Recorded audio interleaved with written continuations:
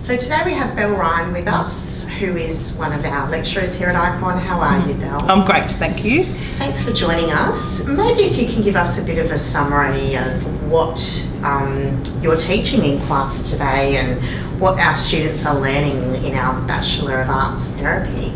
So I'm teaching the second year students and we're focusing on group work. And I love this subject because it's a real mix of the theory and the experiential.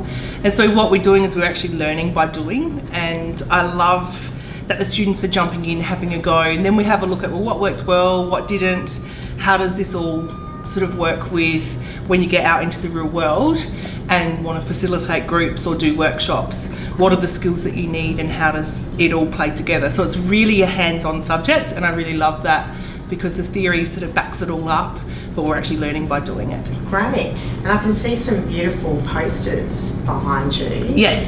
Are they posters that the students in this class have completed? Yeah, so in order to consolidate the theory, sometimes we do art therapy processes around that. And so the students have all contributed. This is Yolam's therapeutic factors in groups. And so each of them have looked at certain aspects and then presented that to the class. So it's not just about doing readings, it's actually like, how do we consolidate this learning and how does that work? And then what we've done is extend that by having students facilitate each other through art therapy processes and really looking at what part of the group are we at, what do we need to consider, what content is appropriate for where we are, and how do we move the group through and get them to connect and share and open up and really explore through the art therapy. Oh, fantastic. Yeah. And similarly with the information that's on the board, does that tie in with the posters as well, or is that? Yeah, definitely. So what's on the board is what we've actually looked at. This afternoon we'll do our sixth session that students have facilitated. So what we did was just consolidate what's happened before, and now that we know all of this theory as well, has it hit the mark, and what's the flow of each of the sessions in relation to one another, but also what do we need to consider with the last couple of sessions as well. So what we're doing is just consolidating the experience and the learning and ensuring that all of those concepts are really nailed for them. So just looking at the posters on the wall, there's a lot of themes there that I don't know a great deal about, and I'm thinking our viewers might be interested to hear more about, for instance, universality. Yeah, so universality in the context of why you would do group work and what are the benefits and the therapeutic factors. It really is about how participants in a group have shared experiences, and that what they realise is that they're not actually alone. So it's that whole concept of, I feel like I could be the only person in the world who experiences this, but when you get into a group where other people are sharing about their experiences that might be a little bit similar, then there's that real sense of less isolation and connection to others. So it's sort of like those universal concepts that we have as human beings and connecting to others in that experience. So that's one of the great benefits of art therapy groups, is that you can do stuff individually with people, but when they start connecting with others through similar experiences, it's so much more powerful, and there's other therapeutic benefits to that you can't get one-on-one. And what about altruism in an art therapy context? Yeah, so in the group sessions, it's where people can help others, and there's healing in the fact that they're helping others. And so quite often in groups you'll have people who are at different stages of whatever they're focusing on. So say it might be a mental illness or grief or whatever it is. The altruism really is about how you can, by sharing your information, help others, and there's a therapeutic benefit in doing that. That it's sort of those, I feel good because I've helped others, but that's healing for me as well. Okay. Yeah. And what about self-understanding, again, in an art therapy context? Yeah, so I think one of the benefits of art therapy in particular is that you actually start looking at yourself and reflecting on what's happening. And through the art therapy processes, what happens is that people are, because they are reflecting on themselves and their situation and working through certain aspects, then their self-understanding increases. So it's like, well, I know a bit more about myself, but it's also being in a group context.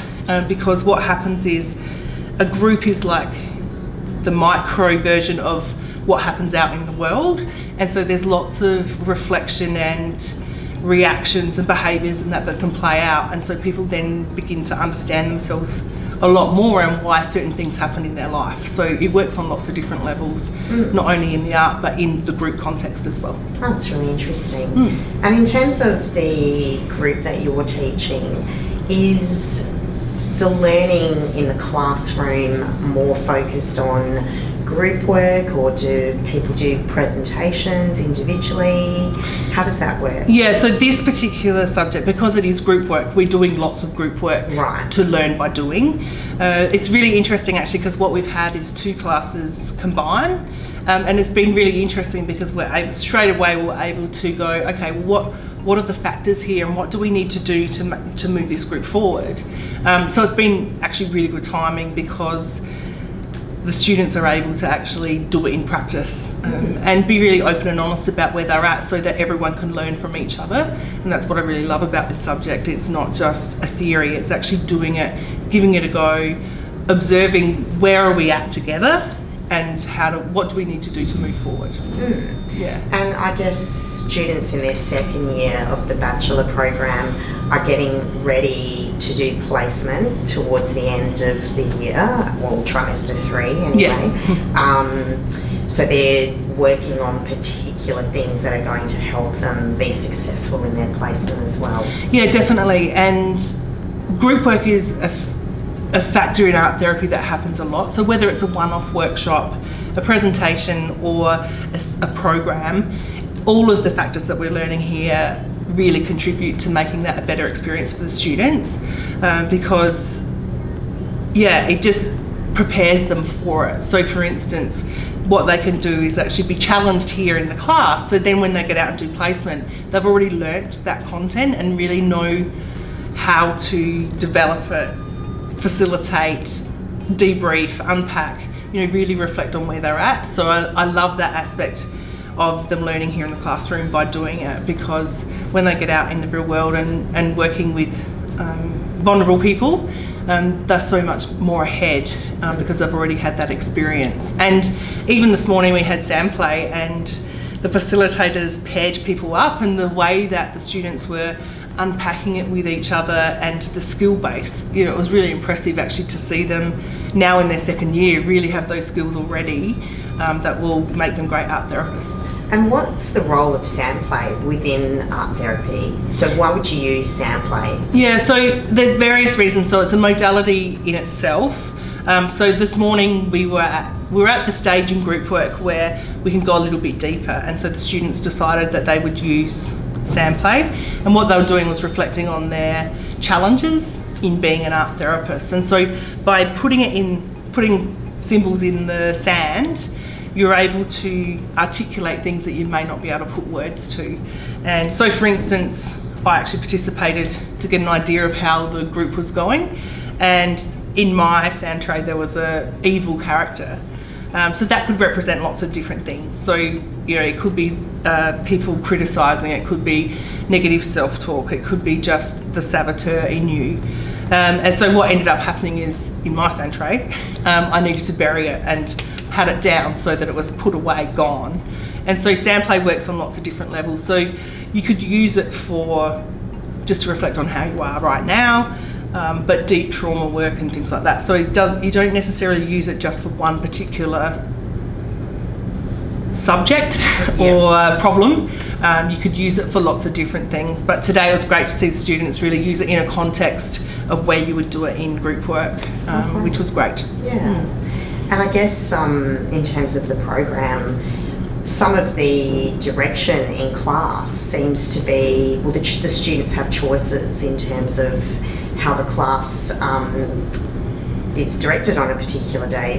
As you pointed out today, they decided to use Sandplay. Yes. So that was the focus. And that's pretty unusual to go into, in particular, a higher education course and have that level of control. So yeah, it's great. And the students aren't being assessed on their facilitation in this particular subject because it's actually about the learning that comes from it. And so I have given them a fair bit of freedom, but they already have the structure from the theory that we've covered to know what should go where, and just letting them have a go, because sometimes the best things that can happen are actually the mistakes that happen. And so we discuss, well, what's a better way, how would that work more effectively, and what can we do from that. So it's really good, and really congratulating each other for giving it a go. I think that's one of the great things. And as an experiential learner myself, I love this type of teaching as well, because it's really about what happens in the moment and how you can consolidate those skills to take it out into the real world. Thanks for joining us today, Belle. No, thank you.